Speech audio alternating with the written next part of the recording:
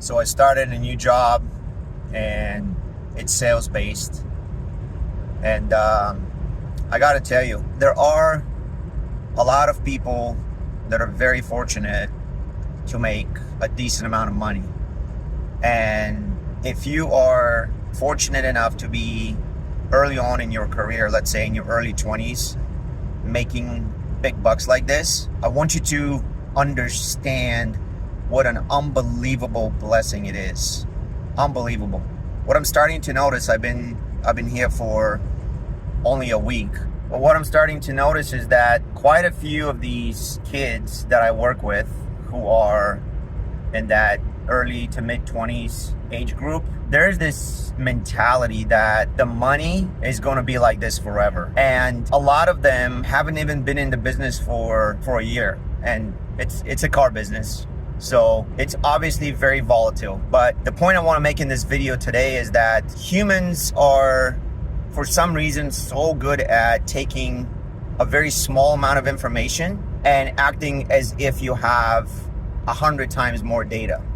We're good at taking a small amount of time, let's say a few months to a year, and thinking that that's our new reality. And it's always amazed me how our brain is wired this way. Because how in the world can you think at 23, 24, 25 years old that, hey, I'm making 120K a year, and that's my baseline, that's my normal. That's not realistic. I'm trying to tell these guys, I even talked to one of them, I'm like, hey, do you think that this is going to last forever? And he straight up told me yes. So I'm trying to tell him, I'm like, dude, you've only been in the workforce for about 3-4 years. You need to be grateful that you're able to make the type of money that you're making right away in life. Most people's career progression is you get out of college and you make the average salary, whatever it is right now, it's probably like in the 50K range or whatever, high 40s, low 50s. And it takes you years. Like someone like that, unless you get very fortunate with finding different jobs and giving yourself a raise 20-30% every time you switch jobs, unless you're that fortunate, your 50K starting salary makes a massive difference in life. Where you start, it's huge, because most people will progress slowly, and maybe you get to 100,000 within 10 years, which is unbelievable. So think about a college grad that's in their early 30s that started at 50K out of college, and now they're maybe 100 to 120, right?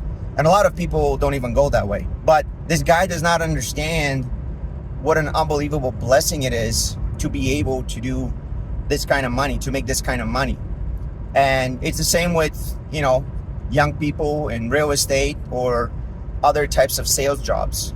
And the other thing that he doesn't understand how fortunate he is that we live in the Midwest, where the cost of living is not astronomical. 120,000 anywhere within 300 miles from the coast is nothing. You can't have a decent life at 120 a year, especially a single person, where 40% of it goes to taxes, right? So it was funny because he was 100% convinced that, oh, that's my reality for the rest of my life.